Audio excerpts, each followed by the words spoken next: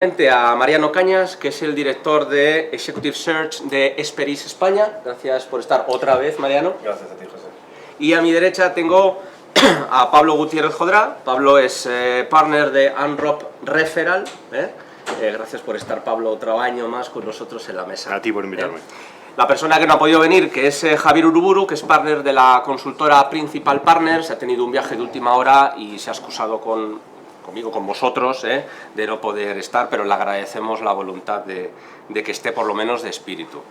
Bueno, como decía, el objetivo es un poco dar las claves, como hacemos siempre, ¿no?, en vuestra carrera profesional, para intentar apoyar vuestra empleabilidad, y os enseñamos, os ayudamos, os damos herramientas para elaborar el currículum, para trabajar el networking, para cómo tenemos que hacer la entrevista. El último día estuvimos con el socio director de Ernst & Young, de la práctica de Human Capital, para hablar de temas de negociación salarial, y hoy nos toca hablar de Headhunters. Ese lado oscuro de la selección, que no es tan oscuro, veis que son gente normal y corriente, y ahora vais a descubrir que son gente muy simpática y muy amable, pero bueno, ¿cómo contacto con un headhunter? ¿Cómo consigo tener una entrevista, un café, una reunión con ellos? ¿Cómo mantengo relación? ¿Qué tipo de posiciones cubren? Y por lo tanto, si tiene o no tiene sentido ponerme en contacto con un headhunter en función del tipo de posiciones a las que yo quiero optar. Simplemente, antes de comenzar en esa primera revisión al mercado laboral, que siempre hacemos de 5 o 10 minutos, deciros que, como siempre, podéis mandaros vuestras preguntas, los que nos estáis viendo en directo, al correo electrónico comunicación@onlinebschool.com y en el hashtag habitual de OBS y EAE. Bueno, sin más, si alguien quiere comentar algo, si no, vamos a ver un poco cómo está el mercado laboral. Sabéis que han salido datos recientemente desde el paro registrado, que dice que, bueno, pues que hemos creado 111.565 empleos más, de forma desestacionalizada en torno a 50.000, sin el efecto de la Semana Santa y del reciente puente de finales de mayo, que creó empleo justo unas semanas antes. Por lo tanto, tenemos 4.684.000 desempleados, que ahí es poco, y sabéis que hay una diferencia en torno a 800, 1 millón de gap entre lo que es el paro registrado en las oficinas públicas de empleo, que es el dato que veis en pantalla, y la encuesta de la EPA, que tiene elementos de medición diferentes. Ambos están en la contabilidad nacional, pero es un poquito más fiable la EPA, como sabéis, ¿vale? Se ha reducido en el último año 304.000 personas, cosa que está muy bien, y la contratación indefinida en estos últimos 12 meses crece en torno a un 25%. Son datos tímidos, porque venimos de épocas pues algo más negativas, vamos a decir, pero bueno, con cierta cautela hay que tener ese optimismo. Parece ser que también aumenta la afiliación a la Seguridad Social, y de todos los datos que podamos mirar, este es el que hay que mirarlo con especial énfasis, porque es el más positivo, ¿vale? Porque es la gente que se afilia a la Seguridad Social en nuestro país, y por lo tanto estas 133.000 personas, que es el dato más alto desde el año 2005, si no recuerdo mal, son datos del Ministerio de Empleo y Seguridad Social, es un dato muy positivo, ¿vale? Se barajan algunas medidas en las próximas semanas, meses, de bajadas de entre un 5 y un 7% a las cotizaciones a la Seguridad Social. Sobre todo, también la parte empresarial, pero sobre todo la parte del trabajador. Se está negociando con la Unión Europea para ver qué porcentaje. La Unión Europea quiere que bajemos más las cotizaciones y España un poquito menos, entre otras cosas para no tocar el IVA y otros impuestos, ¿vale? Es importante saberlo, porque, como sabéis, los datos de creación de empleo están muy ligados al Producto Interior Bruto y al crecimiento de la economía. Hasta hace 3-4 años en España se creaba empleo a partir de un crecimiento del PIB, siempre lo digo, de en torno al 2,4, 2,5%, que era mucho, sobre todo en comparativa con el resto de la Unión Europea, y ahora somos capaces de crear empleo neto, no masivamente, en crecimientos previstos, de en torno al 0,8-1,2%. En esa horquilla todavía no se sabe, ¿no? Por tanto, quiere decir que la economía y el mercado laboral se ha aprobado un poco y está siendo algo más eficiente, ¿vale? Veis aquí un poco la previsión. A mayor crecimiento del Producto Interior Bruto, mayor aceleración en la creación de empleo en España, ¿no? Vemos que este año, por ejemplo, el Fondo Monetario Internacional pronostica un 0,9, en 2014, digo bien, 2015 un 1%. Los datos son dispares. La Comisión Europea está hablando de un 1,1% este año y un 2,1% el año 2015. Y el Banco de España, el Gobierno, está hablando de un 1,2%, que es un dato que ha modificado hace muy poco, este año, y un 1,8% en el 2015. Por lo tanto, entramos en unos volúmenes de crecimiento del Producto Interior Bruto muy interesantes para la creación de empleo. Por lo tanto, yo sería, dentro de la prudencia, poquito optimista sobre cómo vamos a acabar el año y cómo vamos a empezar el año que viene en términos de empleo en general. Luego, evidentemente, habrá que ver en qué sector y en qué área me dedico, ¿vale? Y qué de nivel de responsabilidad me muevo, ¿vale? Por tanto, que es más lógico que se contrate antes, ¿no? Bueno, ayer o hoy, no recuerdo muy bien, el Consejo Empresarial de Competitividad, los 17 empresas más importantes y que crean más empleo en España, decían que ellos pronostican un 1,3% de crecimiento este año y del 2% del 2015. Y hay que dice que incluso el 1,5%. El Gobierno está siendo un poco modesto para luego sorprender, cosa que me parece aceptable. Para terminar y empezar ya con los que verdaderamente van a aportar valor añadido hoy, que son las personas que están con nosotros, un dato muy importante, y es que las encuestas de todo tipo, los estudios de todo tipo, dicen que la formación media de los españoles están muy por encima de lo que el mercado de trabajo español está demandando.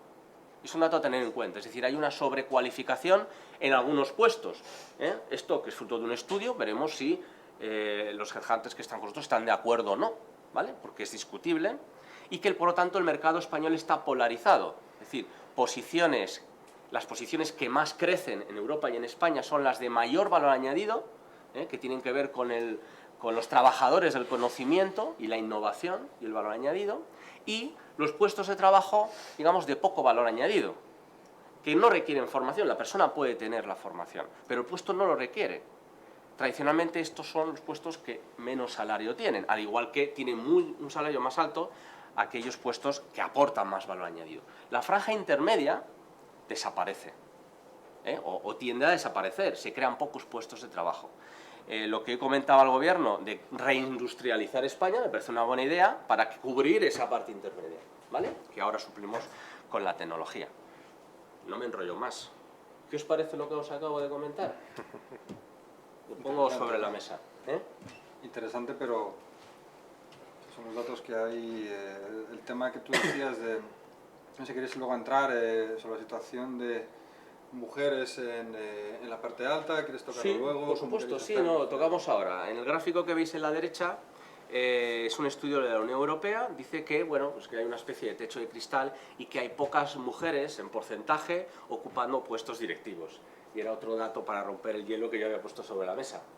Por supuesto, si queréis comentar qué os parece en las elecciones que vosotros tenéis, Carlos, Mariano, Pablo, ¿hay igualdad? ¿El cliente elige el sexo? ¿Creéis que hay ese techo de cristal? Nosotros, curiosamente, este año, por ejemplo, si hemos tenido un caso, que no sé si será tónica o ha sido un hecho aislado, pero sí tenemos clientes que nos están demandando un porcentaje, por contrato además, un porcentaje de mujeres en cuanto a la presentación de candidaturas. Esto hasta entonces no nos lo hemos encontrado. Anteriormente sí te pedían, nunca por escrito, quiero un hombre, quiero una mujer.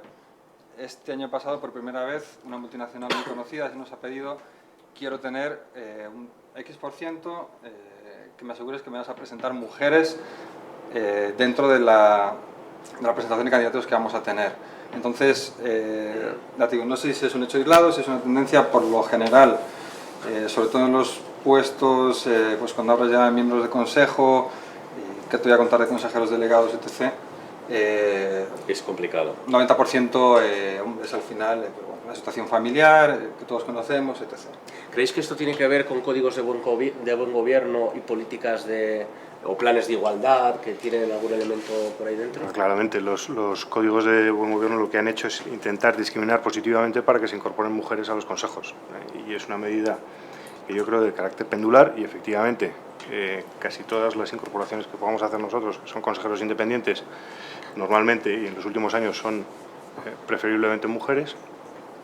precisamente por esta discriminación positiva, pero el movimiento pendular acabará. Se trata de que de un extremo de un machismo intelectual total pasemos a un extremo de feminismo, pero para que luego el péndulo quede en la mitad. Lo mismo pasa con lo que yo creo, con los datos que tú has dicho al principio el mayor crecimiento de la ocupación en puestos de alto valor añadido. Es de nuevo otro movimiento pendular. Con el estado del bienestar se creó una corriente de que cuanta mayor formación tuviésemos todos, mejor, que en el fondo es cierto, pero desocupando toda aquella formación profesional técnica que cubría la base de la pirámide del trabajo. Es un movimiento pendular que, de nuevo, yo creo que volverá, porque ahora lo que se está potenciando otra vez es la formación profesional, modelo alemán, para que se genere ese caldo de cultivo y que ya los prejuicios de menores ganancias salariales se olviden, porque en Alemania hay mucha gente que está en la parte de abajo de la pirámide que gana más dinero que mucha gente que está por en medio, incluso en algunos casos por arriba. Entonces yo creo que eso, pues al final son tendencias cíclicas que probablemente vayan amortiguándose y para conseguir un equilibrio final. Muy interesante. No, con respecto al tema efectivamente del género, ¿no?, imposiciones directivas, yo creo que esto en unos cuantos años se va a transformar radicalmente, porque sí que es cierto que las compañías pues están favoreciendo o están incluyendo cada vez más en los procesos de selección temas como los que comentaban Carlos o Pablo, ¿no?, de incorporar talento femenino que existe y que es muy valorado en los procesos de selección, y posiblemente en unos años, bueno, pues ratios como estos sean completamente diferentes. También es cierto que hay un techo de cristal, entre comillas, en el género femenino, y es que abandonan su carrera profesional momentáneamente con la maternidad durante X tiempo, ¿no? Entonces, en los mismos años tienen parones que eso históricamente ha podido proporcionar datos como los que se reflejan en este estudio, ¿no? Pero en cierto sentido, y favoreciendo, bueno, pues, flexibilidad laboral, buscando más la conciliación personal profesional en las compañías, temas como estos van a cambiar en breve. Una primera pregunta: hemos recopilado por 4 bloques las preguntas que los alumnos de AE y OBS nos suelen hacer en torno a su carrera profesional, que de una forma u otra tienen relación con el trabajo que un headhunter desarrolla, ¿no? La primera, o el primer bloque es: oye, ¿qué estrategias resultan más exitosas, o qué factores de éxito o críticos de éxito consideras que son los más importantes para la gestión a largo plazo, de fondo, de la propia carrera profesional? ¿Qué 4 o 5 tics daríais? Es complicado. Yo creo que depende básicamente de las habilidades, de las capacidades de cada uno. Hay que conocerse primero muy bien para luego trasladarse al mercado laboral y ser conscientes de lo que se puede hacer y hasta dónde se puede llegar. Yo creo que eso es básico. A partir de ahí, las estrategias o factores que pueden influir en eso, yo creo que derivan más del entorno y del momento. Una vez que tú eres capaz de detectar cuáles son tus mayores habilidades, competencias, a fondo,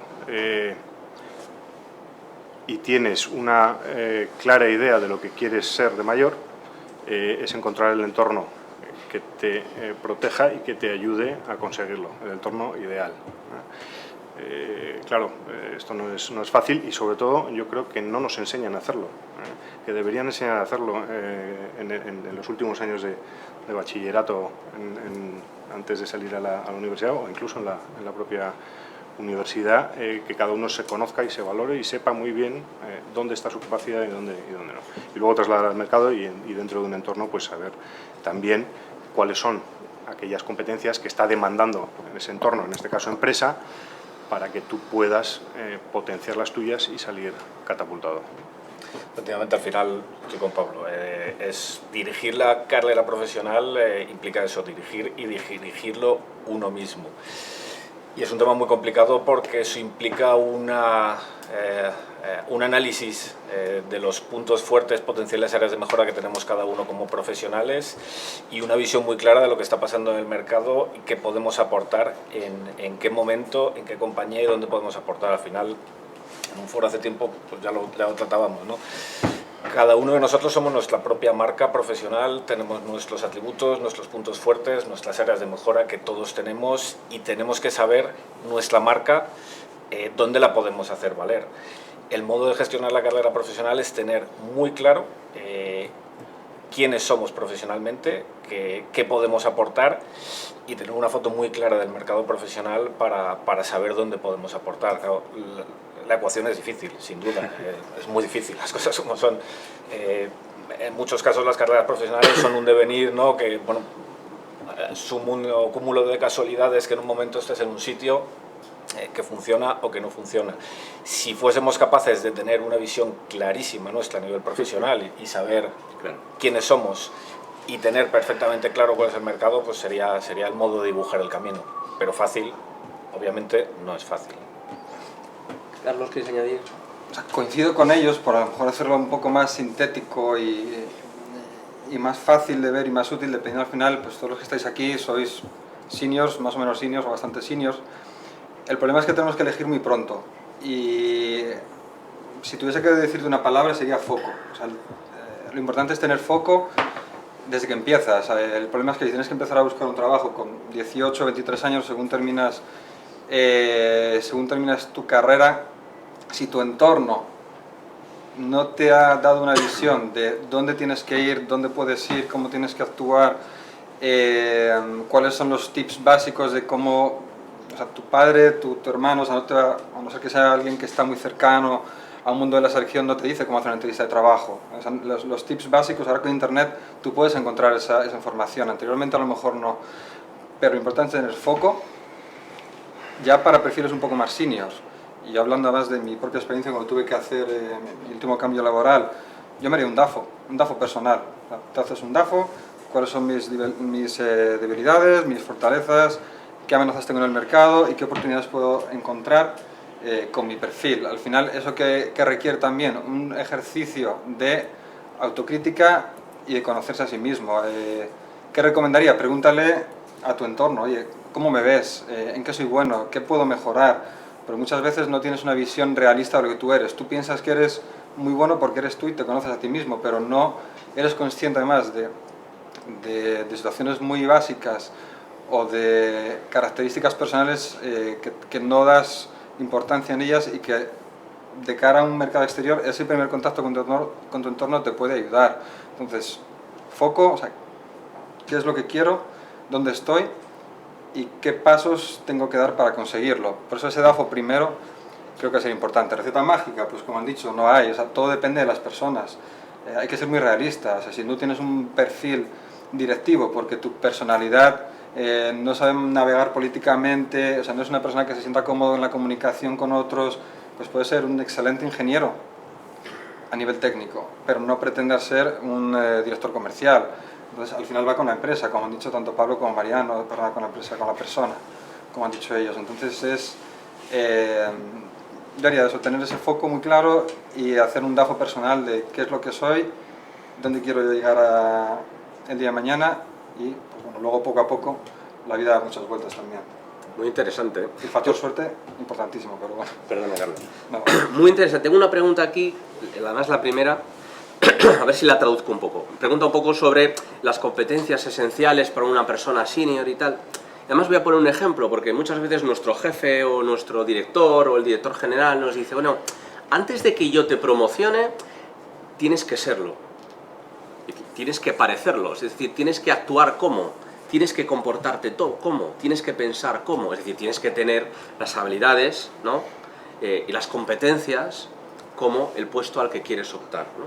La persona pregunta qué competencias son esas de perfil senior que para vosotros, a nivel genérico, son importantes, esas 3, 4 competencias. Empezamos por ti ahora, Mariano. Sí, quizás yo creo que de cara a tener éxito en una posición senior, como es el colectivo con el que estamos hablando, que al final serán posiciones en el 90% de los casos de management, supongo que todos habréis identificado perfectamente que los verdaderos problemas que tenéis en el trabajo y los problemas difíciles de solucionar suelen ser de relación interpersonal, de conseguir impactar suficiente en tu jefe para compre una idea y esa idea se pueda presentar a un cliente, de gestionar un conflicto con un compañero de otro departamento para bueno, pues conseguir la información que necesitas en el tiempo para poder seguir adelante, de negociar con un cliente. Al final, las competencias de relación interpersonal, comunicación, capacidad de impacto,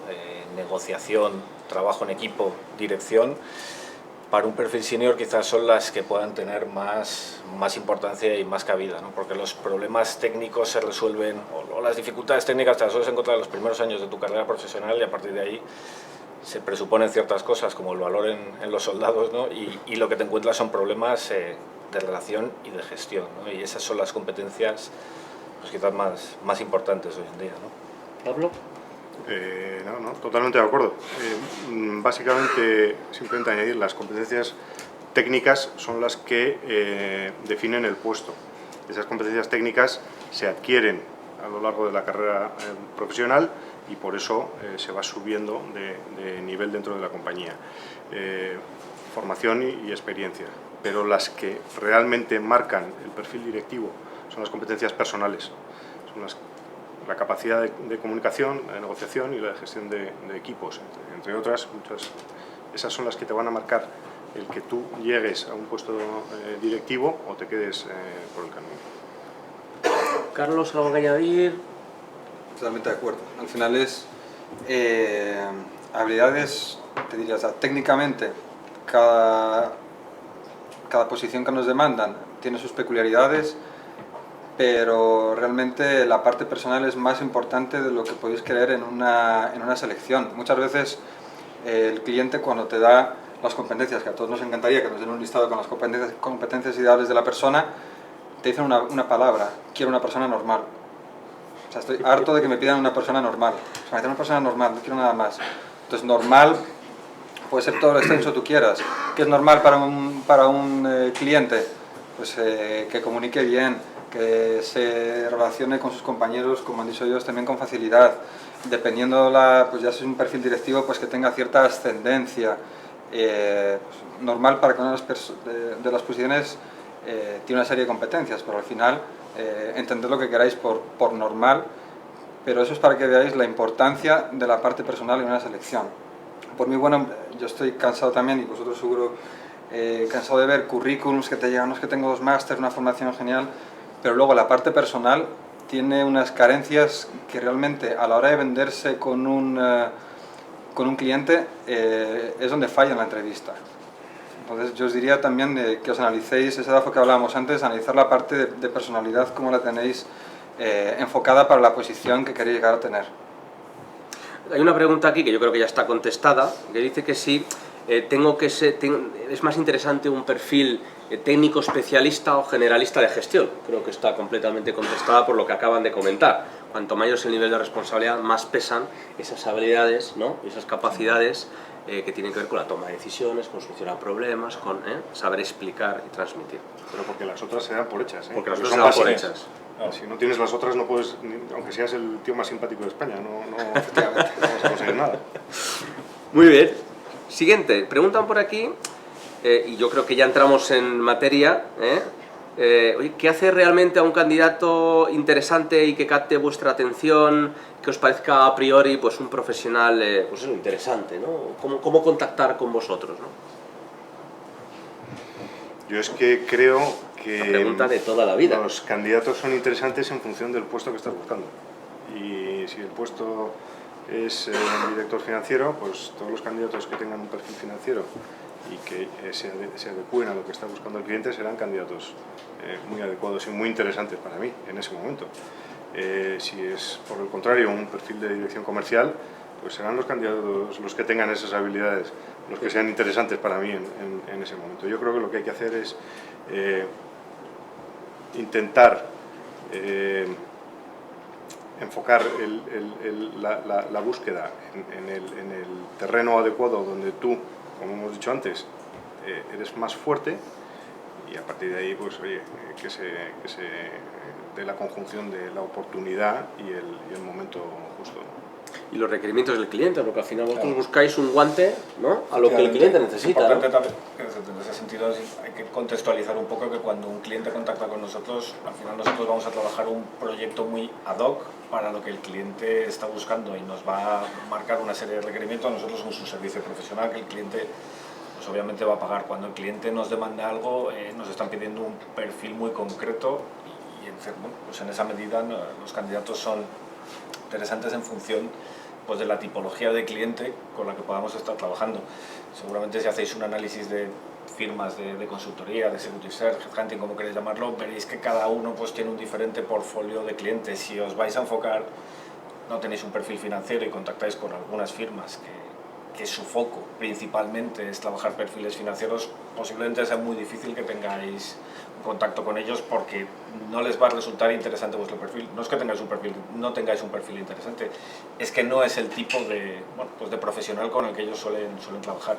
Si abordáis firmas más generalistas o firmas especialistas en vuestro tipo de rol, de función, estoy seguro que acceder a cualquier firma sería interesante porque para nosotros conocer profesionales de valor añadido sin duda es una de nuestras to-dos diarios. O sea, que es relativamente sencillo acercarse si sabéis a quién os tenéis que acercar. ¿Y qué perfiles tiene más sentido, Carlos? Pregunta para todos, ¿eh? ¿Tiene más sentido decir yo, oye, pues yo me dedico al marketing, estoy más o menos, tengo un nivel de responsabilidad intermedio? ¿Tiene sentido o no tiene sentido? ¿Soy carne de headhunter? Veres. Al final, todo va a depender de la persona. O sea, al final nuestro negocio son personas. O sea, nosotros hacemos que las personas encuentren su espacio en cada uno de los clientes que nos contratan. Pero, ¿dónde suele estar? Si queréis, por acotaros un poco más, ¿cómo sería la estructura digamos, del mercado de las empresas de selección y headhunters? Para salarios hasta unos 25.000, 30.000, ahí tenéis todo el espectro de las empresas de selección, rozando con las ETTs, pues los Adecos, Manpower, etc. A partir de esos 25 hasta la banda de los 70 tenéis todas las empresas de middle, los Michael Page, los Hayes o similar. Sí. Y luego al final nosotros entramos en una banda donde son salarios a partir de los 40, 45, hasta los, en mi caso yo entro hasta los 200 de paquete aproximadamente. Entonces, ¿De paquete qué significa? De paquete, perdón. De paquete salarial, o sea, de un fijo más variable, más coche, etc. Pues bueno, estamos en esa banda de esos 200 aproximadamente. Mariano... No sé si te he contestado, me he ido por la rama. Sí, por supuesto. Sí, efectivamente, al final ese es el enfoque, que tengáis una foto clara, que lo podéis encontrar en internet rápidamente, ¿no? Dependiendo del perfil que tengáis, pues hay firmas que os van a recibir rapidísimamente y firmas que a lo mejor pues no es el profesional con el que suelen trabajar, pero si es, estoy seguro que todos os van a recibir porque forma parte del... Yo no estoy del todo de acuerdo. Eso va a decirte, ¿no? Se pone interesante. A ver, es que el mercado es muy curioso, porque Headhunters es el pico de la pirámide, dentro de la selección, y abajo están las ETTs y vamos aumentando. ¿Qué pasa? Que cuando ya llegas a la mitad de la pirámide, lo que mola es ser Headhunter. Entonces, a partir de la mitad de la pirámide, todos somos Headhunters. Pero no es verdad. Yo creo que compañías que hacen búsqueda directa de puestos intermedios y compañías que hacen búsqueda directa de directivos o alta dirección, ¿vale? Y yo creo que ahí es donde hay que tener claro cuál es la segunda parte de la pirámide, cuál es el reparto dentro del mercado. También por años de experiencia. Yo creo que a partir de 10-15 años de experiencia puedes tirar arriba de la pirámide. Si es por ahí o menos va a ser complicado, porque no vas a ser candidato. Puedes ser un profesional muy atractivo, pero no vas a ser candidato a un puesto. De todas formas, y si me enrollo un poquitín más, lo dejo rápido, estamos mal educados, porque tendríamos que desde que salimos de la carrera decirle a las compañías que nos proveen oportunidades profesionales que estamos en el mercado. Y a partir de ahí ir gestionando nuestra carrera y contándoles qué es lo que queremos hacer, qué es lo que vamos a hacer. ¿Para qué? Para que no llegase un momento en el que después de 15 años trabajando tenga que enviarle mi currículum a un headhunter. No, es que es una continuidad, es que ya me conocía cuando salí de la carrera y más o menos me ha hecho una especie de coaching.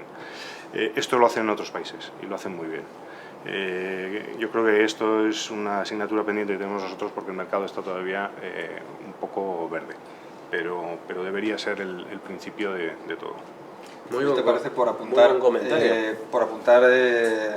en la línea de Pablo, además, digamos que en esa parte última de la pirámide, o sea, digamos, hay menor accesibilidad al final porque no tienes tiempo, así de sencillo. A mí me encantaría, o sea, a mí me encanta ayudar a las personas a que crezcan en su trabajo, me encantaría dedicarles tiempo, pero realmente el que te contrata es el cliente, la empresa que te está pagando para hacer esa selección. Si te envían currículum candidatos que crees que encajan perfectamente en esa posición o que para un proyecto que sabes que haces habitualmente, o sea, realmente es un perfil que te llena y que sabes que te va a encajar ahora en un futuro, le recibes. Si no, no. O sea, si no, su currículum, o sea, digamos, tiene una respuesta muy educada, o sea, le vas a mantener pues, en tu base de datos, o sea, le vas a mantener ese currículum, eso no acaba en la basura, pero no puedes dedicar tiempo a todo el mundo. Yo tengo una media de contactos de unos 10 al día. Yo no puedo recibir 10 personas al día, porque realmente mis honorarios vienen por el cliente, vienen por la empresa que es que nos contrata. Entonces, no es que seamos inaccesibles, es que somos prácticos. O sea, mi tiempo es limitado y yo creo que por lo menos yo considero una persona, me gusta ayudar a los demás y tengo memoria. O sea, si alguna persona me ha enviado su currículum y más o menos puede encajar en un futuro, bueno, con casi toda la seguridad me voy a acordar de ella, pero es un tema práctico. O sea, no es ni por mala educación ni porque no se quiera recibir a la gente, sino que ya en determinadas posiciones y por el tipo de trabajo que tú haces, es practicidad directamente. Yo creo que es cierto que reciben una altísima cantidad de currículums todos los días, todas las semanas. Máxime, tenéis que valorar que hoy estén aquí y luego podáis tomar un café con ellos. Vale, ok, soy director de marketing o quiero ser director de marketing. He mandado el currículum a 3, 4, 5 headhunters, hemos tenido un café, una llamada, no sé qué. Me llama porque hay una oferta. ¿Cómo me comporto? ¿Cómo reacciono? Como en la vida todo, ¿no? Con naturalidad. Sí, pero es una pregunta que hacen, por algo será, ¿eh? ¿Cómo debo actuar ante la llamada de un headhunter? A ver, por lo general lo primero que preguntas es si puede hablar. No quieres que esté con su jefe delante y le pongas en un compromiso. El tema de confidencialidad para nosotros es importantísimo. Entonces, si puedes hablar, fenomenal. Y si no, oye, llámame en 5 minutos, llámame en media hora y no pasa nada. ¿Qué vamos a querer saber? Pues si realmente eres la persona que puede encajar en esta posición, con lo cual se te hará una serie de preguntas muy básicas para ver si eres la persona que encajas, si puede ser interesante para el perfil, te invitaremos a una reunión personal y si al final no, pues directamente te agradeceremos y en un futuro seguramente que se vuelva a hablar. ¿Qué os diría? Al final, sea afable, o sea, ten en cuenta que el primer contacto y la primera impresión es una única vez. Entonces, intentad ser lo más amables, correctos. O sea, es una oportunidad para venderos en un corto espacio de tiempo. Con lo cual, la mayor información de valor que podáis dar en ese espacio de tiempo es lo más importante para vosotros. ¿Alguien quiere comentar alguna cosa más? No, correcto. Vale, luego lo que dicen es que, claro, cada vez que busco empleo es cuando llamo a la puerta, ¿no? Pero yo creo que de lo comentario de Pablo se deduce, ¿no? Que, hombre, que hay que sembrar una relación. No hay que ponerse a llamar cuando tengo la necesidad, sino que hay que sembrar la relación, cada 6 meses, cada año, ¿no? Vernos de vez en cuando. Y cuando además de eso tengo la necesidad, oye, pues dejo claro que estoy en el mercado. Yo he deducido eso de lo que Pablo ha dicho y algún comentario más. Bien, aquí 2 preguntas interesantísimas. ¿Qué consejos daríais a aquellos directivos, managers senior, que están en un momento de transición, que ante el actual estado de la economía y de la coyuntura, temen quedarse desplazados en el mercado porque ya llevan, pues bueno, 3 años desempleados, quizás hacen alguna colaboración, hacen alguna cosa, pero no están full time en una compañía, en un proyecto profesional? ¿Qué recomendación les daríais, genérico? Pues formación.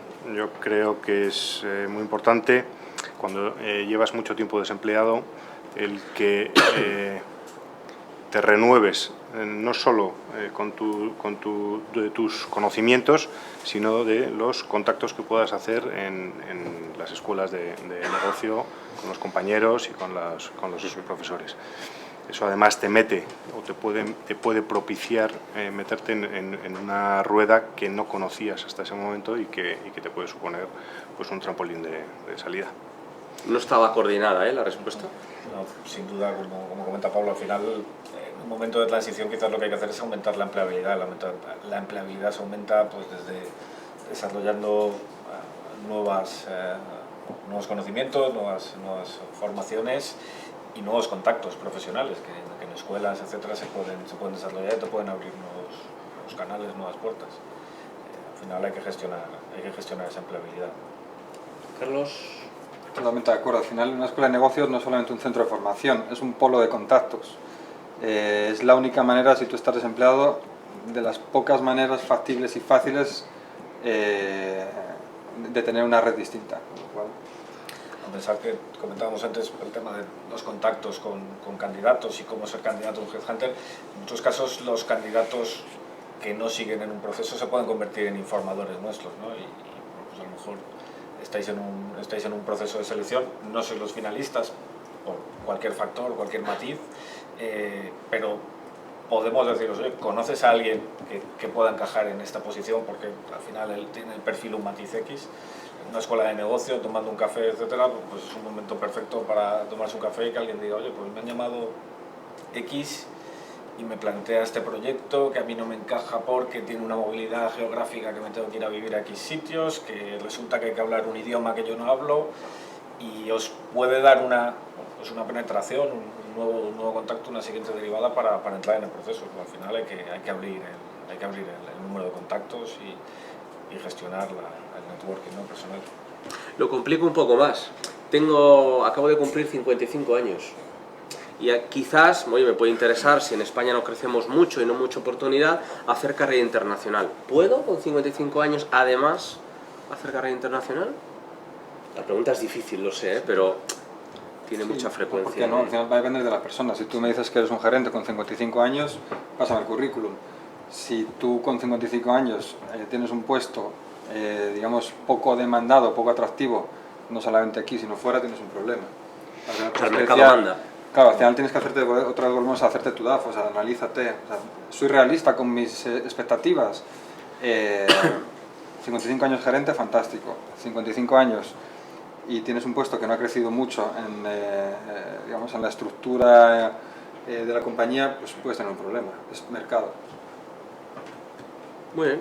Luego, claro, ya estamos en el proceso de selección, ¿no? El headhunter, por seguir un poco el ciclo natural.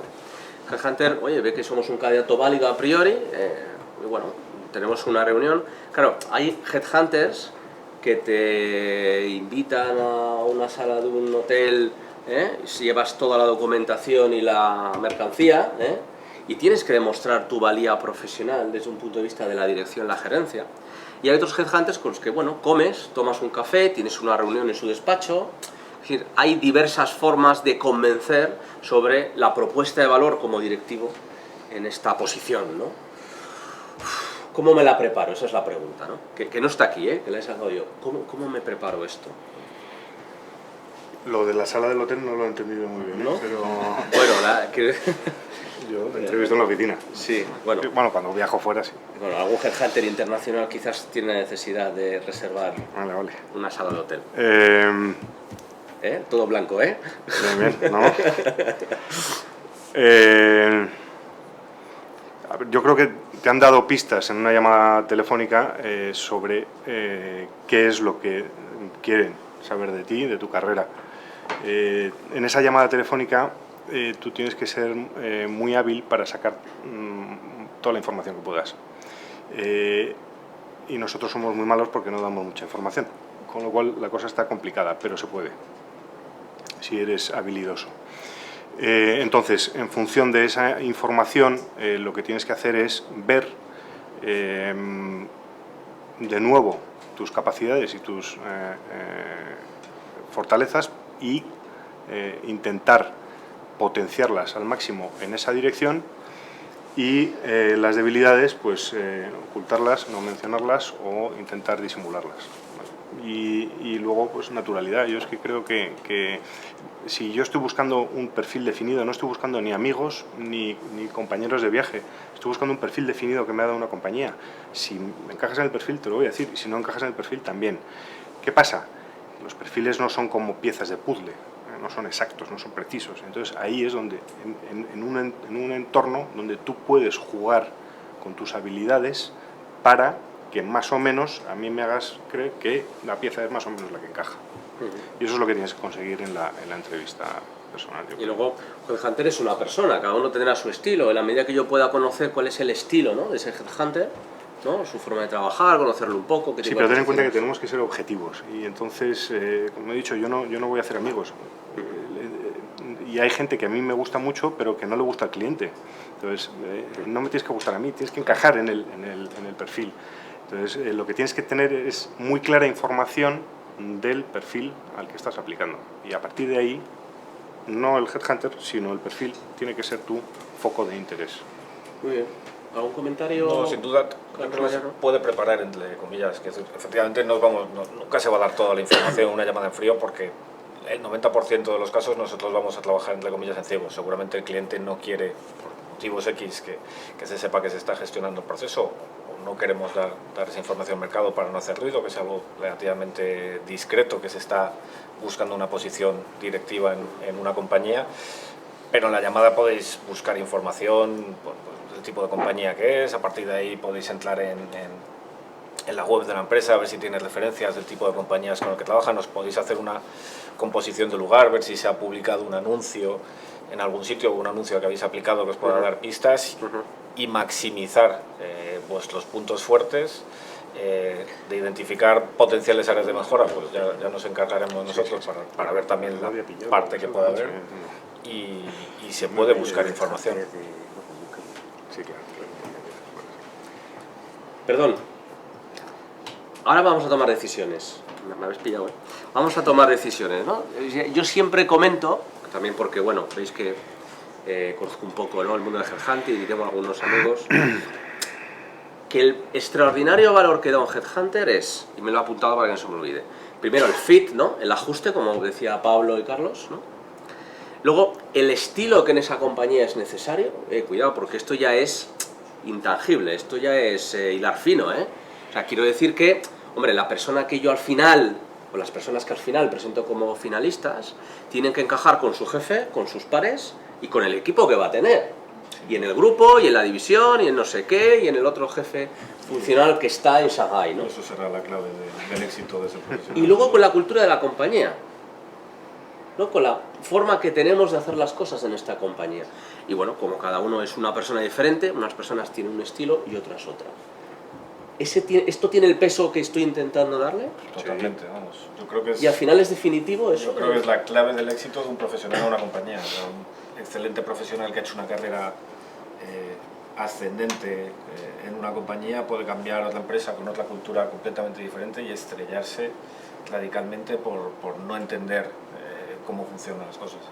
Creo que es crítico, más allá del perfil técnico que cumple una serie de aspectos, el encaje de la persona en el puesto, sin duda. Sí, sí, claramente. Y estoy de acuerdo con nuestro gran valor añadido de cara a los candidatos, a las empresas, pues tendremos otros, es que describimos la cultura real de la compañía, porque la cultura que definen normalmente casi todas las compañías en su web, pues es la cultura a lo mejor del Consejo de Administración o del Comité de Dirección o de una de las áreas, pero no es la cultura de la compañía. Entonces, yo creo que ahí nosotros sí somos muy buenos en detectar en las empresas esa cultura, ese entorno de trabajo y trasladarlo a los candidatos para que no se lleve nadie ninguna sorpresa, para que el fit sea lo más exacto posible, ¿no? Carlos. Igual, totalmente de acuerdo. Al final la cultura te diría que es la clave del éxito, de que encajes o no en la compañía, que tú estés alineado con esa empresa. Hoy justo tenía un cliente esta mañana que visité, hablando con el director de recursos humanos, y me contaba, creo que voy a cambiar a fulanito, lleva un año, viene de un banco muy conocido, banca comercial, yo soy banca privada, y no nos entiende, no entienden nuestra cultura. Vamos a velocidades diferentes. Y esto pasa en gran consumo, pasa en banca, pasa en muchísimas. Al final eso es un error. O sea, la persona que metió a este candidato no entendió, incluso error por parte del cliente, que no supieron ver que esa persona no tenía las competencias necesarias para trabajar ahí. Y como decía Pablo, o sea, una cosa es lo que pone en la página corporativa, donde misión, valores, todo fantástico, y toda la foto preciosa, y luego lo que te encuentras dentro, que hay más sorpresas de los que podéis imaginar. Como yo os decía, en el 90% de los casos no vais a tener toda la información porque el cliente primero, no quiere que la transmitamos, o no interesa tampoco que se transmita. O sea, una empresa que tiene una cultura muy agresiva, que venía a la casa de una empresa de gran consumo ahora mismo muy conocida, que es caótica, que es desorganizada, tú no lo vas a decir eso al cliente. Y es de las top of mind que os pueden venir ahora mismo a la cabeza. Pero ¿qué haces? Tú buscas una persona que sabes que se mueve bien en ese entorno desestructurado, desorganizado, pero no solo decir, oye, te elijo porque es que eres una persona que va a lidiar con tu jefe, que es un personaje, y no hay una organización y no tenemos procedimientos, pero sabes que esa persona lo tiene. Pues al final tiene que haber ese encaje de persona a empresa, y los valores pues los conocemos. Otra cosa es que luego pues se transmitan como deberían, ¿no? Moreno. Muy bien, ahora entramos en la segunda temática. ¿Qué oferta hay? Oye, ¿qué posiciones, qué perfiles se están demandando actualmente en España, o quizás es para expatriarse, ¿no? Por vuestra experiencia, ¿no? Más o menos, ¿qué hay por ahí? Mariano, si quieres. Yo creo que ahora mismo estamos en un momento relativamente bueno para el empleo. Están viendo nuevas posiciones, nuevos proyectos, sobre todo desde hace tiempo. Yo creo que las posiciones vinculadas a ingreso, posiciones comerciales que puedan manejar bueno, pues el desarrollo comercial de la compañía, son las que más se están demandando. En el lado contrario están las posiciones financieras, que lo que miran que es el gasto, y también, por supuesto, están demandados porque bueno, pues las compañías están equilibrando bastante durante los últimos años cómo funcionan, ¿no? Y buscan las dos áreas. Posiciones comerciales en casi todas las áreas o casi todos los sectores empresariales, y posiciones financieras están muy demandadas. Perfiles técnicos, que también puede haber bueno, pues déficit a nivel de ingeniería, a nivel de IT, que son rara avis en el mercado, también tienen su cabida, ¿no? Pero yo creo que al final pues este es el rol que más se demanda en la compañía en estos momentos. Pablo, Carlos. Yo, por mi experiencia, ahora mismo lo que estamos haciendo fuera de España son gerencias, direcciones de plantas industriales, y o sea, al final si te estás llevando una persona de aquí a otro país es porque tiene un know-how que realmente es exportable. A mí en controller me da igual que sea de Brasil o que sea de España, incluso casi prefiero que sea de allí. Pero ya para grandes grupos industriales que tienen plantas, pues es lo que estamos haciendo ahora mismo. Más en Latinoamérica y Europa del Este, te diría. Pablo. Hay una pregunta aquí que dice si se están centralizando los procesos de selección. Pues, por ejemplo, hay algunas empresas de headhunting, algunas que hemos invitado pero por temas de agenda no han podido venir aquí, pues que a lo mejor están llevando los procesos de España, de Europa Occidental, de LATAM y de Oriente Medio, por ejemplo, y todo se lleva desde España, ¿no? Y puede pasar al revés, ¿no? El candidato español, que vamos a suponer que tiene un fluent in English, ¿no? ¿Tiene que gestionar con los headhunters de España, o tiene que buscar también empresas de headhunting en Europa o en Latinoamérica que hacen esa centralización de los procesos de selección, pero desde allí para acá? Es decir, desde LATAM gestionan también los españoles, por ejemplo, o los europeos. ¿Cómo me muevo en ese cambio que está teniendo el mercado de selección?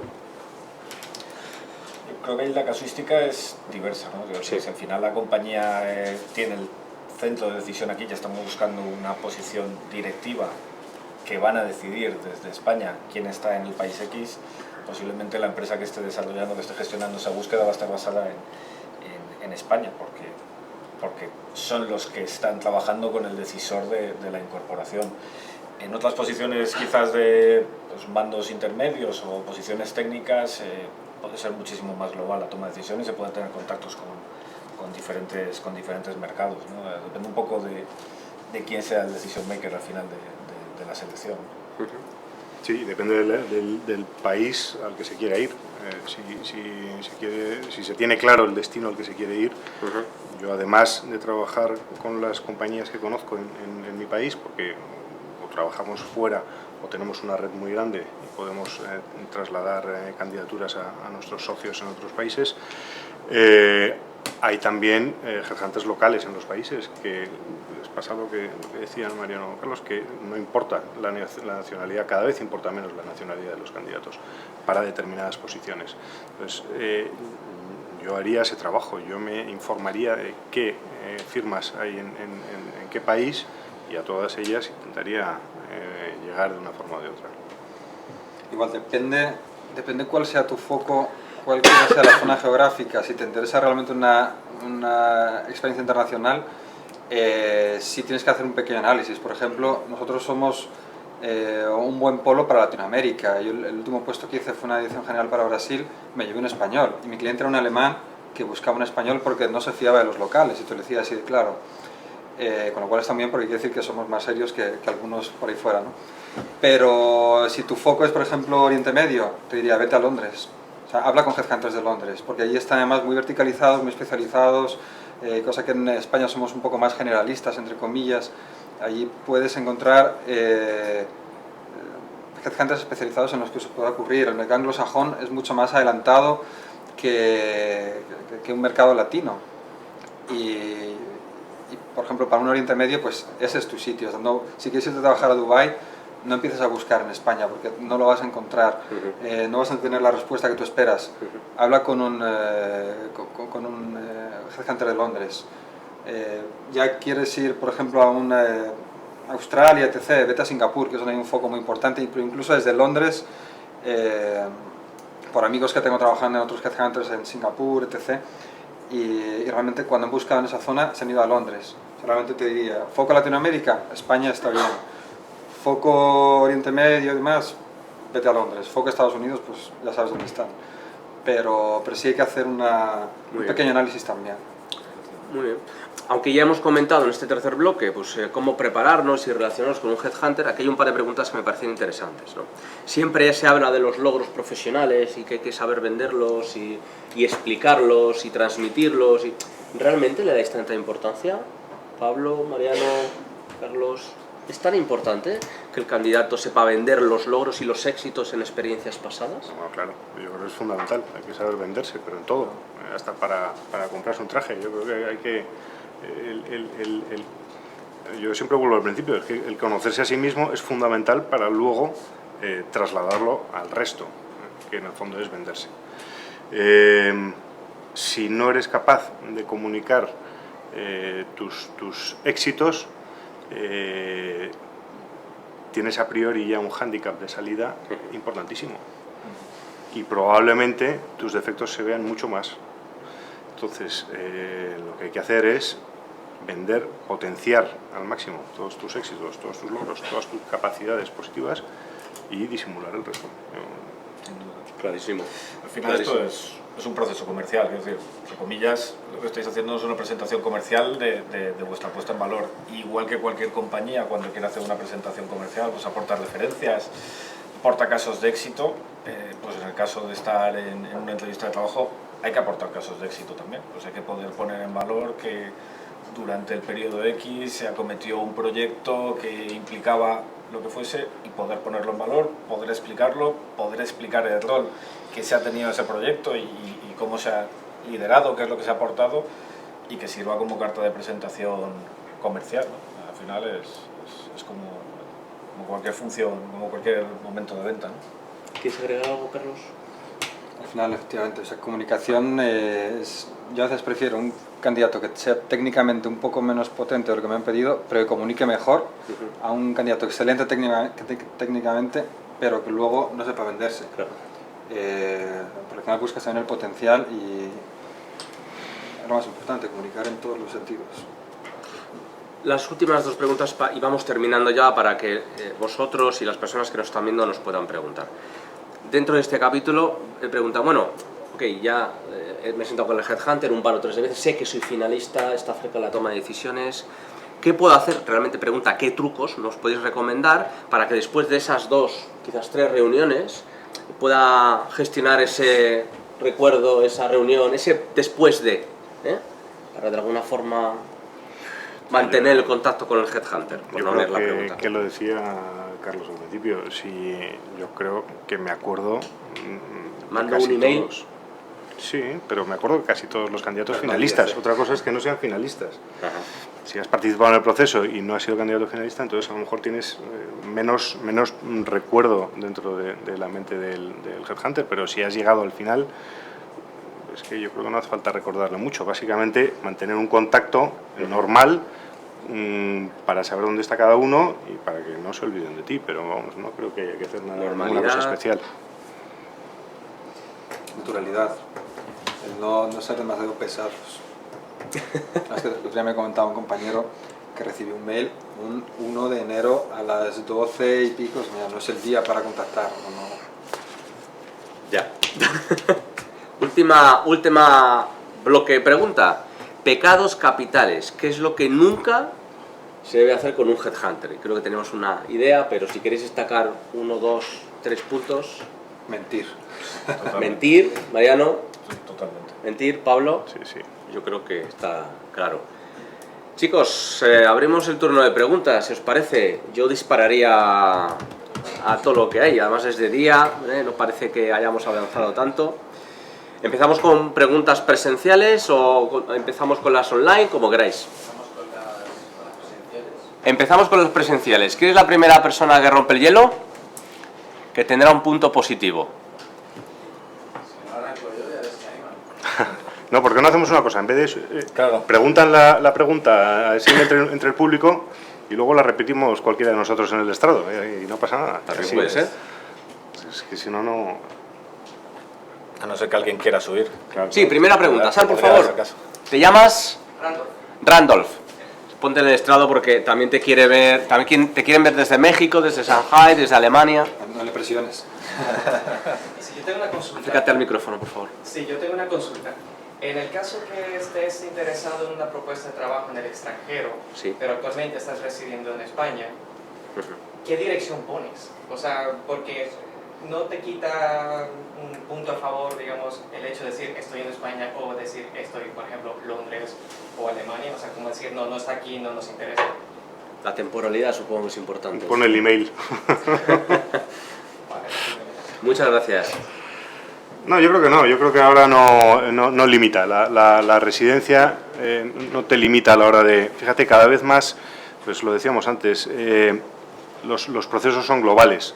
Cada vez más, en mi caso, en AMROP, que somos tropecientas mil oficinas, cada vez más de una oficina participa en el mismo proceso, porque al cliente le da exactamente igual de la nacionalidad y la residencia de la persona, incluso le da igual donde resida, mientras esté abierto a cogerse un avión a las reuniones semanales en tal sitio. Entonces, pues yo creo que la residencia pues, influye muy poco ya. Por eso te decía en broma lo del email. Yo intentaría hacer un contacto y explicar un poco también motivaciones, porque de esa deslocalización se pueden inferir potenciales amenazas en la candidatura, pues que quiera cobrar algo más porque tiene que hacer un movimiento geográfico, que el proceso de selección se pueda demorar porque hasta dentro de X tiempo no se puede hacer la entrevista.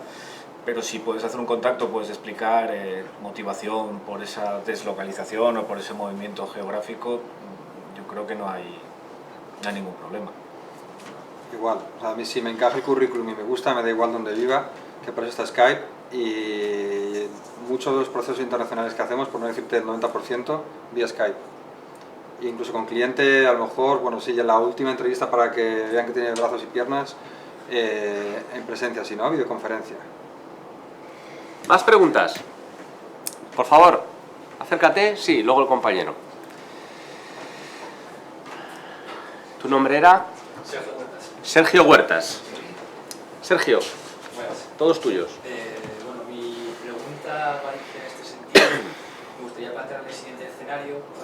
Si has empezado tu carrera profesional en un sector, por ejemplo el de la consultoría, en el que te has movido en varios clientes, y después por vocación o porque tu preparación académica sea de otro sector y quieres volver a ese de origen, ¿qué recomiendan ustedes para que cuando reciben un currículum de una persona que ha trabajado en otros sectores,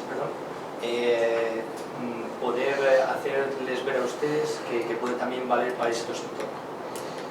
Muchas gracias. Primero de tú. Aquí, mira, como me toca de cerca, te la respondo. Tarde y no sé cuál es la profesión de ellos. Tampoco la hemos contado, si no te has perdido nada. Vale. Mira, yo soy ingeniero técnico de profesión. Trabajé 6 años en Dragados y me dedico a esto. Y estoy encantado, la verdad. ¿Cómo di el giro? A través de, yo en este caso fue a través de consultoría. Primero me formé, como decía antes Pablo, la formación para dar un cambio no puedes demostrar nada sin haberte preparado antes. Yo hice un máster, pasé a una consultora de recursos humanos haciendo justo por lo que yo sabía. Yo sabía de perfiles de ingeniería y empecé seleccionando perfiles de ingeniería. Luego ya me hice generalista. Pero cualquier cambio a través de la formación y en la edad adecuada. Este cambio lo hice con 30 años y ya me cogí mayorcito. Pero formación, directamente.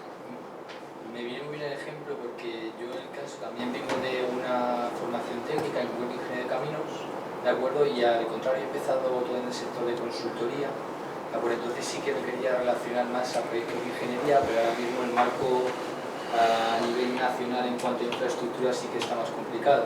Entonces hacer este giro con 29 años como tengo ahora, después de estar 3 y medio aproximadamente en el sector de la consultoría, pues por eso precisamente vengo a esta formación para hacer un project management y poder seguir en ese sector de infraestructura. Por eso es la pregunta. ¿Y en España? O fuera. También, además por suerte con los clientes que he trabajado sí que son a nivel internacional, tanto francés como inglés, entonces sí que ahí me veo con una visión internacional que pueda aportar a otros clientes. Pero claro, quiero saber ese plus que tengo que dar a la de venderme para decir que he estado en este sector, pero puedo también ser válido en este. Pues con una pequeña presentación. Al final, casi todos mis amigos son ingenieros de caminos, ingenieros técnicos.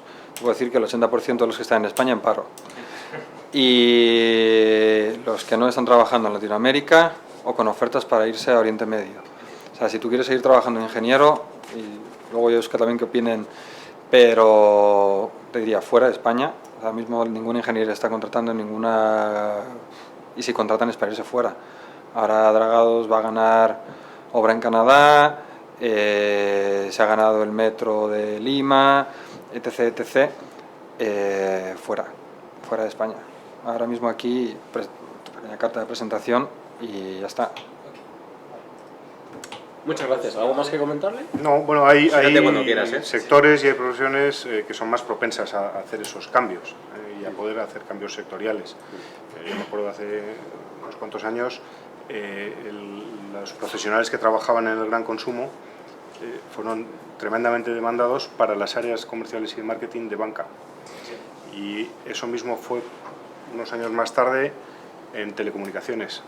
La gente de gran consumo, que estaba trabajando en compañías muy conocidas de gran consumo, pasaron a gestionar la liberalización del sector de las telecomunicaciones desde el punto de vista marketingiano y comercial de gran consumo, con lo cual ahí hay un paso muy claro y ya se ha establecido el puente, y entonces es más fácil hacerlo.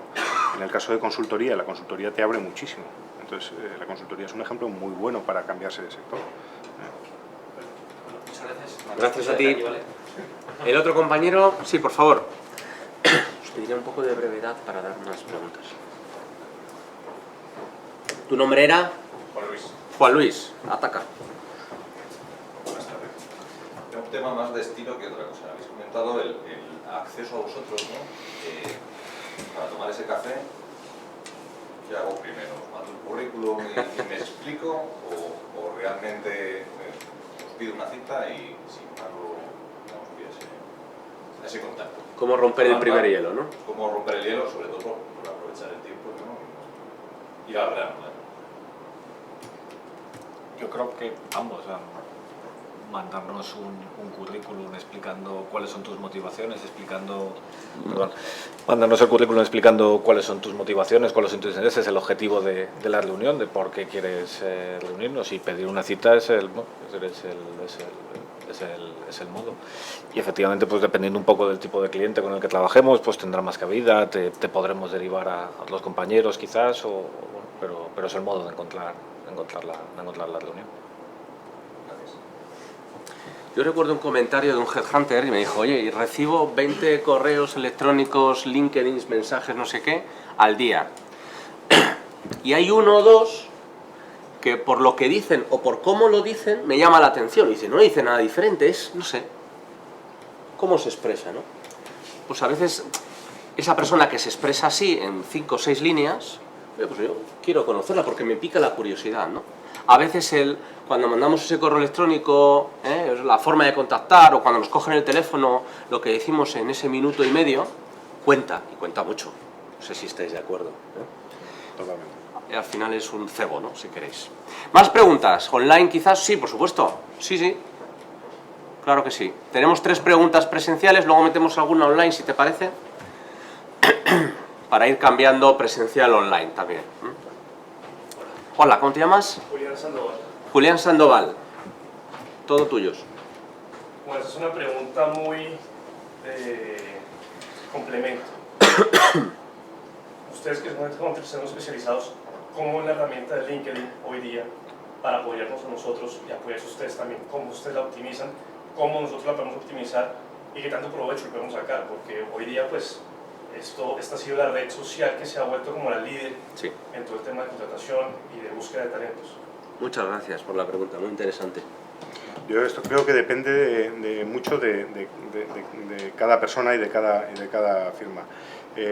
Lo que sí te recomendaría es que hay que estar, y hay que estar en pues, LinkedIn, porque es la red profesional más conocida, pero hay otras. Hay que estar en todas y hay que estar de forma activa para que se te vea. En mi caso particular, nosotros, inicialmente también te digo, contemplamos como una amenaza. Oye, esto nos puede fastidiar el negocio, ¿no? Pero no ha sido así. No ha sido así porque, porque hay muchos más factores de valor añadido que podemos aportar en nuestra búsqueda, ¿no? Y que luego me podría ir por las ramas aquí explicándotelos. Pero lo que hacemos fundamentalmente en concreto LinkedIn es contrastar la información que un candidato nos ha suministrado, porque lo que hacemos es búsqueda directa. Entonces, nosotros vamos al mercado, que es lo que nos pide el cliente que hagamos. Vamos al mercado y te detectamos en el mercado, tú estás trabajando ahí, ¿vale? Entonces, con la información que tú nos has dado, nosotros vamos a LinkedIn y tramos. ¿Qué pasa? Que si tú no estás en el mercado, nosotros no te vemos. Entonces tienes que estar en LinkedIn. ¿Por qué? Porque cuando nosotros vamos a LinkedIn, no solo nos sale la persona que vamos a ver, nos sale mucha más gente. Tienes que estar ahí lo que tienes que estar es bien, y bien definido, y bien perfilado, y bien catalogado tu perfil, para que cuando se metan las rutas de búsqueda, salte en donde tú quieres que salte. Eso es. Totalmente. Comentábamos hace un rato qué es lo que no se debe hacer nunca, mentir. Quizás mentir efectivamente no se debe hacer en ningún terreno de la vida, y en este caso no decir toda la verdad es un modo de gestionar mal la identidad digital, ¿no? Al final LinkedIn es un escaparate al mundo, vas a decir quién eres a nivel profesional. Cuidado con los matices, cuidado con adornarlo, porque lo va a ver todo el mundo, se va a contrastar, dices que eres el director de proyecto cuando no lo eras, dices que estuviste unos meses que no estuviste. O sea, gestionar esa información, hay que estar bien gestionado, y hay que dar una información veraz. Pues al final, coincido con Pablo, al principio valoras LinkedIn como una amenaza y al final es una herramienta más que tienes ahí. Por nuestra forma de trabajar, hacemos búsqueda directa. LinkedIn no es mi base de datos, es una página donde contrastas información. ¿Qué tienes que ver ahí? Tú como candidato, ¿qué tienes que tener? Un perfil impoluto. Que ten en cuenta, es tu lo decía al principio, tienes que cuidar tu primer impacto. Si tu primer impacto no es bueno, no tienes una segunda oportunidad por lo general. Tu foto tiene que ser impoluta, nada de recortar la foto de la boda donde sales guapo. Tu información tiene que ser clara. tiene que ser precisa y no irte por las ramas. No es un currículum donde debes rellenar 3 hojas tampoco de información exacta, precisa y veraz. Y muévete, o sea, hazlo efectivamente hazlo activo. Ten muchos contactos. Y tienes eso es como Facebook, ¿no? Si tienes un amigo, pues un contacto, ¿cómo llegó a ti? Tengo que googlear tu nombre si quiero que aparezca, si no, no me apareces. Esto es una red. Al final, si tú quieres llegar aquí, puedes llegar a través de muchos contactos. Mira cuántos tienes. Cuanto más tengas, más fácil es acceder a ti. Muy bien, muchísimas gracias. Por favor. Bueno, mientras viene la compañera, yo recuerdo ahora al hilo de lo que decías de lo importante del primer contacto. Los actores dicen que el primer minuto encima de unas, ¿sabes?, de las tablas del escenario es oro, porque marca la percepción del público en las próximas 2 horas. Pues en nuestra vida, estamos ahora con Headhunters, pero en nuestra vida en general también es así. O sea, el primer minuto, teléfono, correo electrónico en persona, con un headhunter, con quien sea, marca el inicio de relación. Y luego cambiar esa percepción cuesta. Por favor, perdona. Tengo 2 preguntas. ¿Cómo te llamabas? Katia. Katia. Por un lado, os quería preguntar, estuve en una entrevista la semana pasada con un headhunter, otra empresa evidentemente, y me pasó algo que me resultó curioso. El perfil que yo tengo no encajaba en el puesto, entonces lo dije por teléfono, a pesar de eso me dijo, vente, te queremos ver. Me fui para allá, después de 1 hora de charla, evidentemente mi perfil no encajaba, y al final me dijo, mándame un mail, dame 10 empresas donde te gustaría trabajar, y nosotros contactamos. Entonces, o sea, no lo hice, porque primero, o sea, no sé, lo que os quiero preguntar, ¿es una táctica habitual? A mí me resultó tan extraño, porque me pareció como que estás quemando a una persona potencialmente para empresas que a lo mejor yo, no sé, me resultó raro. Esa era la primera pregunta. Y la segunda, el perfil de LinkedIn, ¿qué nos recomendáis? ¿En qué idioma solemos tenerlo? O sea, me parece, añadiendo a lo que preguntó el compañero. Muchísimas gracias y muy interesantes preguntas. Yo a la primera pregunta te contestaría que no son prácticas habituales para nada. Yo creo que al revés, son prácticas censurables dentro de nuestra función. Y a la segunda, pues depende del mercado al que te quieras dirigir. Si quieres que te contacten en español, pues ponlo en español. Si quieres que te contacten más ampliamente, pues ponlo en inglés, porque normalmente es el idioma internacional. O sea, que dice bien y no mándame nada. Sí. Sí, ¿no? Para mí eso no es un headhunter, os te digo así de claro. O sea, luego si quieres hablar me cuentas, pero no, o sea, eso no se hace. Eso te lo hacen empresas de volumen. Empresas de selección que encima le estás haciendo todo el trabajo. Pero lo que hacen es hacer un mailing con tu perfil en ciego. Es como, ¿tú quieres trabajar en tal? Perfil ciego, y te lo lanzan. Eso es una empresa de selección. O sea, para mí no comparto esa práctica. Gracias. Muchísimas gracias. Había una persona por aquí adelante primero, ¿verdad? Sí, el compañero y luego, si no te importa. ¿Tu nombre era? Buenos días, Martín Crespo. Martín. Sí, bueno, una pregunta concreta, yo creo que de un sector bastante concreto que es banca.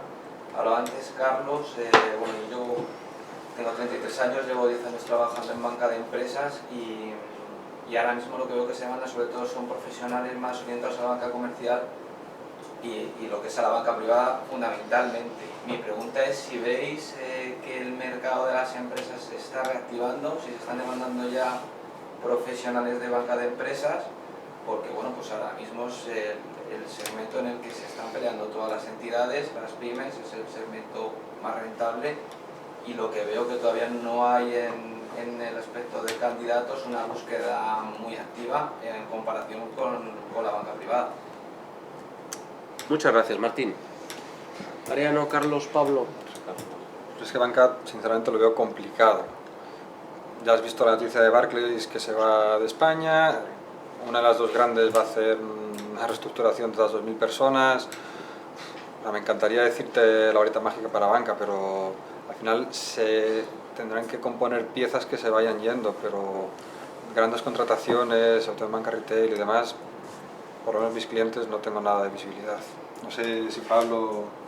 No, lo mismo, yo creo, vamos, en mi caso particular, banca privada mucho más activo, la banca comercial es que está como está y los equipos de banca de empresa, pues yo te diría que es que se reestructuraron en su día y tienen para el momento actual. es probable que tenga que pasar tiempo y a lo mejor lleguemos a ese 2% que decía José al inicio, para que puedan volver a crecer en equipos, ¿no? No lo sé. Yo estoy con los dos. Quizás banca pues está dimensionado, banca privada, banca seguros pueden ser los que tengan más desarrollo dentro de las estructuras de los bancos actualmente, y es donde puede haber cabida. Banca de empresa yo creo que está, como comentaba Pablo, suficientemente bien dimensionado como para que si hay contrataciones sean relativamente puntuales. No debería haber grandes movimientos ahí. Muchas gracias, Martín. Por ahí al fondo teníamos un compañero y luego vamos a la gente que nos está viendo desde su casa. ¿Tu nombre era? Isidoro Triana. ¿Perdón? Isidoro Triana. Isidoro. Muchas gracias. Hola. Tengo un par de preguntas. Soy venezolano, estuve unos meses buscando trabajo. He tenido algunas entrevistas con algunos headhunters y bueno, básicamente la respuesta de algunos ha sido que como no tengo experiencia en el mercado español, pues no pueden seguir el proceso. Para que entienda un poco el contexto, tengo 9 años de experiencia en marketing, entonces no sé si es una competencia específica de marketing, no sé si de qué manera, qué puedo hacer para poder cambiar esta percepción, más allá de, bueno, estoy estudiando un executive MBA, tratando de entrar en el mercado español. Por un lado, eso, por otro, mi currículum, he trabajado en gran consumo, he trabajado en mi último trabajo en telecomunicaciones, en Telefónica, en marketing, entonces tiene un poco de todo. Entiendo que aquí en España como que siempre se va por una misma línea y cuesta también un poco leer mi CV acá. De esta manera, pues, creo que no me logran encasillar ni en telecomunicaciones ni en gran consumo y eso dificulta un poco más esto, ¿no? Entonces la pregunta es, bueno, ¿cómo puedo hacer para enfocarme en uno de esos puntos o cambiar esa percepción de que no conozco el mercado español y por eso no podría? ¿Tienes residencia europea? Sí. Pues entonces yo creo que sigue buscando, porque a lo mejor era una excusa. Puede ser una excusa. Podría ser. O sea, no es una competencia que en marketing quizás en España sea... Todo lo contrario, en marketing buscas gente con una mentalidad, una visión más abierta. Yo soy el año pasado varios temas de marketing, de hecho una de las finalistas fue venezolana y les interesa más, primero que tienes un inglés fantástico normalmente, con lo cual eso es un plus de cara a España. Y si me dices ventas, pues bueno, ventas sí, no conoces el canal, el interlocutor, pero marketing no tienes por qué tener problema. ¿Y en qué área me debería enfocar quizás? ¿En telecomunicaciones, en el consumo? La que más te guste. Claro. No importa que te encasillen en eso, tampoco es importante. Yo creo que no. Yo no te encasillaría, ¿no? Además son muy permeables las dos. Como antes decía Pablo, hay mucha gente de gran consumo que ha pasado a telecomunicaciones y viceversa también, porque al final se trabaja como un producto. Con lo cual... Gracias, Isidoro, muchísimas gracias. ¿Vemos alguna pregunta de la gente que nos ve desde casa? Vale, os lanzo una de Begoña. Él lo comenta y yo lo vuelvo a repetir para que me oigan desde casa, ¿verdad? Sí. Pregunta, ¿qué recomendaciones como headhunters les daríais a una persona que quiere reinventarse y cambiar de sector? Bueno, nos preguntan qué recomendaciones daríais a una persona que quiere reinvertirse y cambiar de sector profesional. ¿Qué recomendaciones hay ahí? Yo Poco creo que lo genérica. hemos dicho, ¿eh? Sí, Depende, entonces, hay sectores que es más fáciles y si no, formarse en el sector al que quiere. Formación. Muy bien, ¿qué más? Conocer las habilidades que requiere, quizás específicas, ¿no? Que requiere aquel tipo de perfiles o de sector, si las hubiera, si son un poco específicas, ir hacia allí, pero que volvemos a la formación al final, o sea que desarrollo, formación. ¿Más preguntas? Vale, creo que esta es para Pablo, Para Pablo. que hablaba de la dice Marillo, lo de potenciar la relación desde el final de la carrera. Vale, cuando te has referido a eso, bueno, pero ¿realmente se fomenta esta idea desde las universidades? Nos pregunta acerca de tu comentario de potenciar la relación desde más o menos la carrera, si se potencia esto desde las universidades, nos pregunta la compañera Pablo. No, yo además es que creo que cuando hablé del tema lo dije, que el principal hándicap que tenemos es que no nos enseñan a hacerlo, no se potencia esto desde ningún tipo ni punto de vista, con lo cual vamos lastrados y llegamos cuando tenemos la necesidad, deprisa corriendo, venga, vamos a ver, y no sabemos hacerlo. Si lo empezamos a hacer desde más pequeños, desde que salimos incluso del colegio o y a lo largo de la carrera, probablemente sea una solución de continuidad y no haya que hacer ningún corte abrupto ni ninguna acción extraña. ¿Más preguntas? No, sigue disparando, porque ellos levantan la mano y yo les veo. Que quiera preguntar, levanta la mano y lo guardo en residente. Una que nos llega por mail muy interesante. Pone, asistir a eventos de networking nos lleva a conocer a muchos profesionales. ¿Asistís vosotros como headhunters a ese tipo de eventos? Nos pregunta el compañero que asistir a eventos de networking nos hace acceder a muchos profesionales. La pregunta es si vosotros asistís a esos eventos. Yo no. Solo hay que ir a algunos y ver que está hablado de consultores, headhunters y tal. No, todo depende del evento. Yo asisto a los eventos que me resultan interesantes, entonces depende del evento. Y obviamente hago networking en los eventos que me resultan interesantes. O sea, no es un evento de networking per se. Claro, no es un evento de, exacto, no es un evento de networking per se, pero todos asistimos a eventos porque nos reciclamos profesionalmente, porque buscamos ampliar información, ampliar conocimiento y gestionamos nuestro propio networking, que es con clientes, con colegas, con potenciales candidatos. O sea, tiene cabida, sin duda tiene cabida. Carlos no. Yo sí, yo normalmente voy a donde me invitan. Yo soy más selectivo, ¿ves? Y hace unos cuantos años, yo creo que con la crisis se vino abajo, pero fue una iniciativa buena que tuvo, me parece que no sé si la comunidad del Ayuntamiento de Madrid, que fue Madrid Network o algo así. Sí. Que agrupaba por clústeres sectoriales distintas compañías y reunía a las empresas para que entre ellas hiciesen networking. Madrid Network a mí me invitó casi todas las reuniones que hacía sectoriales y yo iba y era interesante porque conocías a gente, conocías a posibles clientes también y conocías a muchos candidatos que no sabían cómo aproximarse y que en un espacio cerrado y tomándose una Coca-Cola, pues sí que se limitan las barreras, ¿no? Y yo creo que es una experiencia interesante. Es cierto que, como siempre, al final la limitación de tiempo te hace que no puedas estar en todos lados y no puedas estar todo el tiempo que quisieras estar. Pero yo procuro ser muy accesible e ir a casi todos sitios donde me invitan. Carlos, de hecho, réplica. Supongo que te refieres a los eventos en los que siempre está la misma gente, las mismas caras. Al final no, te digo por qué. Muchos de los eventos al final acabas viendo, pues efectivamente, colegas, compañeros, etc. Si es un evento de clientes, digamos que no me gusta la sensación que ves, porque yo he visto, están los premios de pensión de empleo, etc. Pues, yo he ido cuando me ha invitado un cliente que anda el premio, vente, tal, pues bueno, le saludas, etc. Pero si no, al final sois candidatos y no veis la otra parte del negocio, veis la parte de candidato, la parte de cliente. No me gusta la sensación de persecución que he visto en algunos casos a cliente. Entonces, como mi relación es más cercana con los clientes, pues siempre prefiero un acercamiento más amable que no el lanzamiento de tarjeta que a veces ves que hacen algunas personas. Entonces, por eso hay un momento que sí me he vuelto más selectivo y voy donde realmente me apetece y donde me voy a sentir cómodo y el cliente va a estar cómodo y no tenso. Tú ya sabes lo que hay, vamos, tú has sido director de recursos humanos, junta a 5 directores de recursos humanos y algún headhunter empieza a olisquear como buitre a carroña. Entonces, esa sensación es por lo que realmente no me gusta acudir a ciertos eventos. Es muy lícito y tiene mucho sentido lo que dice también. Muchas gracias. ¿Más preguntas? Bueno, pues vamos cortito de tiempo, voy a haceros una pregunta a los 4, prácticamente. Venga, una pregunta a los 4. Yo no sé, tengo dudas y yo sabré. Encarna desde Twitter nos dice, ¿cómo hacer que el currículum llame la atención de un headhunter? Muy buena pregunta de Encarna desde Twitter que nos pregunta ¿cómo hacer que un currículum llame la atención a un headhunter? No tengo ni idea. Mariano.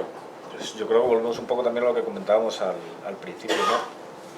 Nosotros trabajamos ad hoc para posiciones concretas, para clientes concretos, en sectores concretos. Pues, relativamente nos llamará la atención en la medida que sea el tipo de perfil que solemos gestionar. Si, por ejemplo, no he trabajado nunca con perfiles IT y me llega un profesional excelente profesional con una excelente trayectoria del mundo de la tecnología, posiblemente no me llame la atención porque no es el tipo de profesional con el que yo suelo trabajar, por el cliente con el que suelo trabajar, ¿no? Al final yo creo que se puede y deberíais hacerlo, analizar con qué tipo de empresa queréis tener contacto dependiendo del tipo de profesional que sois y el tipo de carrera profesional que queréis trabajar. Contaba Pablo, pues hay diferentes niveles de consultorías de selección para diferentes rangos salariales, para muy alta dirección, para mando intermedio, para técnico muy cualificado que tiene unos skills raros en el mercado. El currículum va a llamar la atención en la medida que estéis acercándose al tipo de compañía que mueve ese tipo de perfiles, ¿no? Carlos, Pablo. Igualmente. A ver, si nos ponemos en el escenario en el que has elegido bien la compañía y hay un proceso en el que puedes encajar y tal, pues al final es marketing puro, te tienes que diferenciar. ¿Cómo te puedes diferenciar? Pues te puedes diferenciar por una redacción muy cuidada. Hay cartas de presentación que llaman la atención porque están muy bien redactadas. Si has dado con el nicho y encima tienes una carta de presentación muy bien redactada, pues probablemente la acogida sea mucho mejor que el resto. Un currículum pues un poco más llamativo a lo mejor que uno en tonos grises y papel oscuro, no lo sé. Es marketing y es intentar ser distinto sin llegar a la estridencia, porque la estridencia te pasa justo al otro lado, ¿no? Entonces, es muy sutil, pero hay que saber hacerlo y hay gente que sabe hacerlo muy bien. Y supongo, Carlos, que cada profesión tiene sus referencias, ¿no? Cosas que se pueden o están más aceptadas o no sé. Sí, efectivamente, yo coincido con Pablo, o sea, huye de los colorines, al final no, o sea, si va por cómo puedo hacerlo más atractivo, o sea, no me lo pongas a colorines porque directamente no, genera ese rechazo. Yo diría, o sea, redacta, o sea, cuida el look and feel del documento como si te fuese la vida en ello, porque es ese primer contacto que decíamos. Haz un currículum elegante, estructurado, ordenado, porque eso te dice que la persona que hay detrás es así, es igual. Si tú ves la información clara, foto o no foto, a mí me da igual al final. Pero si pones foto, que aporte valor también, pero no... o sea, cuida tu imagen, es como tu perfil de LinkedIn, es tu primer contacto con la persona que traiga. Hombre, yo por añadir algo, diría que, se ha dicho ya aquí, pero bueno, que hay que conocer el tipo de perfiles que trabaja este u otro headhunter o empresa de selección, primero. Segundo, cuál es la propuesta de valor y tiene que estar madura, tiene que estar trabajada. Una persona que se dedica profesionalmente a la selección, sea headhunter o no, sabe si tu propuesta de valor está trabajada, si tu currículum está trabajado. Y luego posicionarse. Y eso son muchas acciones diferentes, tendentes con una estrategia tendentes a un objetivo, que es un tipo de empresas concretas, en un tipo de posición concretas, que sé que ese señor, o esos señores, headhunters o no, tocan. Yo siempre utilizo, o comento, de utilizar la estrategia de la bombilla. Yo soy director de marketing y quiero que ese headhunter que sé que toca posiciones de marketing en el sector que a mí me interesa, cuando piense en una posición concreta con estas características, se le ocurran 10 o 15 personas en la bombilla. Yo soy una de esas 10 o 15 personas, por lo tanto estoy bien posicionado. Había una última pregunta, hacemos la última porque ya es muy tarde. ¿Te parece? No lo sé, tú eres el ingeniero técnico. Sí, macho. te digo, yo en mi caso, o sea, necesitaría ver tu currículum. Así en frío, no sé nada más, o sea, venezolano ingeniero. Y ahí me queda siderúrgico, entonces sí hace falta más información para ver cuál es tu perfil. Lo has dejado muy... ¿Puedes dar algún dato más? Lo has dejado muy Sí, no, ambiguo. bueno, para tratar de llamar la atención de los headhunters para captar lo que habías comentado. Por eso, véndete. Tienes un minuto para venderte. Tu minuto de gloria, ahora mismo, es tu minuto de gloria. Sí, no, bueno, para tratar de entrar al mercado laboral acá, no solamente en España, sino en Europa, más de 10 años en la empresa siderúrgica. ¿Pero haciendo qué? ¿Era secretaria de dirección? ¿Qué eras? No, desempeñado como jefe de una línea de producción Bueno. de laminación en caliente, Bueno. más específico. Empezando desde preparación hasta llegar a cargos de dirección de personal. Bueno, y eso, pues, estoy tratando de venderme para poder entrar al mercado laboral e ingresar pues, a una empresa con esas características, no solamente eso, sino otro. Siéntate si quieres. Muchas gracias. ¿Algo más que añadir? Bueno, lo vamos a dejar aquí. Pedir disculpas porque no me presenté al principio, hice la descortesía de... Me conocéis muchos o algunos de vosotros, me llamo José Canseco, soy profesor de la escuela, Perdonad, se me pasó.